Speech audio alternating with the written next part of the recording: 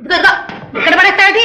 ఇగో గుండక్క, ఒకటే మాట చెప్తున్నా, ఈ గంటన పెత్తనం నేను ఒప్పుకోను. 10 మందిలో ఉన్న నరే ఊరి అని పిలుస్తున్నాడు. సరే బస్తా లోపల పడే. ఆనే పడేను. ఏ ఆనాడే చెప్పా తిండిని బట్టి పని చేస్తానని. అర్ధాకలతో దంపుతూ 5 మనుషులు పని చేయిస్తున్నారు. అసలు నేను ఇక్కడ ఉండలే గుండక్క. నా పెళ్లి మీద గాలి మళ్ళింది, పోతా. ఒరే ఒరే, నీకు పెళ్ళా? లేకపోతే ఎన్నాళ్ళు ఇట్టా పడి ఉండమంటా ఒంటరిగా? నువ్వు పోతే ఇంట్లో పని అంతా ఎలాగరా? నీ కడుపు నిండా బో పెట్టిస్తా కానీ ఇక్కడే ఉండే. నా బుబాకి ఇవ్వవద్దు, పెళ్లి కావాలి. నీకు పెళ్ళెందుకు? నువ్వెందుకు చేసుకున్నా? బుద్ధి లేక? నేను అంతే అనుకోరాదు. పెళ్లి చేసుకుంటే నా బుద్ధి వస్తుందేమోనని. ఇగో గుండక, నాకు పెళ్లి చేస్తావా లేదా? చేస్తే ఉంటా, లేకపోతే పోతా. ఒరే ఒరే ఒరే, ఇదిగో అన్నయ్య